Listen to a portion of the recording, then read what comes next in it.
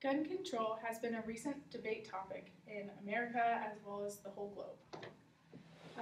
I don't really understand why it has been such a huge topic because I really don't think that there's a need to have gun control. First off, I would like to thank you guys all for coming today, and I would also like to give credit to the WEX Legal Dictionary for letting me read a couple definitions out of there, and also the International Association of Chief of Police Officers and constitutioncenter.org for my research. In my opinion, trying to have gun control would be impossible, irresponsible, and overall worse for this country than it already is. After all, guns don't kill people. People kill people with guns. 3 points I would like to introduce to you today. One being that if we were to have gun control, we would be breaking the Second Amendment, and I'll explain to you more about what the Second Amendment is and what it means. 2, it's not feasible to take guns away from people who already have them, want to get them, etc. And also, we need them for protection, for personal protection as well as overall protection.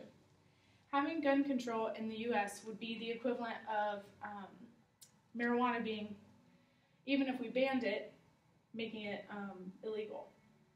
So this means that people would still be trying to get it under the table and grow it and sell it and make money, even though it's illegal. People are still going to get guns just like they would get marijuana. The Second Amendment, according to WEX Legal Dictionary, states that a well-regulated militia, being necessary to the security of a free state, the right of the people to keep and bear arms shall not be infringed. Okay, so going back to that statement, a well-regulated militia. A militia is anyone who's willing to fight, anyone with a weapon or physical strength that can form an alliance and come together. And what I got from the statement is the right to the people to keep and bear arms. This means that we're supposed to have guns. Like, we're supposed to have people who are trained to shoot people and shoot animals, different things like that. And could you imagine a world with no guns? There would probably be even more crime, to be honest with you, if I would think about it. Another point is that you cannot take rights away from a free country. I was raised in a house with guns, and my dad has always been a hunter, and all of his friends are hunters, and they hunt deer, hog, and they're sportsmen. And they do it to bring meat and put meat on the table and have like trophy bucks and things like that. And they always use guns. Like, I've always been, I haven't really interacted, but I've just been around them. I know what they are. I know what they're capable of. I know how to use them. And like, in my personal opinion, I think that you need to have like a safety course or some type of really like week-long class or something where you learn every single thing about a gun. And I'm sure there's things like that they have already. But I think that in order to even buy a gun or think about buying a gun and not just being 21, get your concealed weapons or whatever, you need to go to a class and learn the safety of the guns, what it does to other people, how can it affect you and your family, and things like that. Responsible gun owners should be able to handle them well. If you own a gun, you should need to be responsible with it. Much has changed since 1791. Our military has become more powerful over the years, but so has everyone else. So, we started out with guns like muskets and,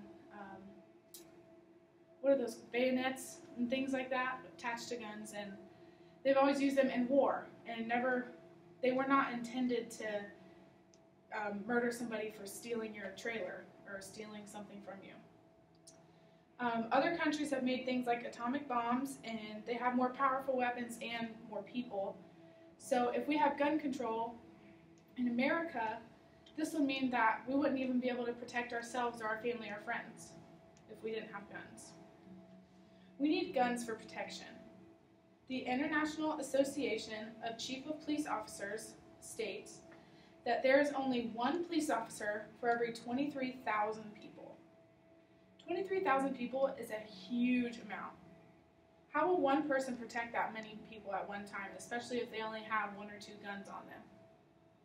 I know that's a crazy and kind of out there statement, but it's a good example to why we need guns and why the popular people need to be able to handle them. People only look at the bad in guns, and I really think that that's not the right way to go. The reason why I picked this topic of gun control is because of the recent event that happened in Orlando, which is sort of close to home, in the Pulse nightclub, I think.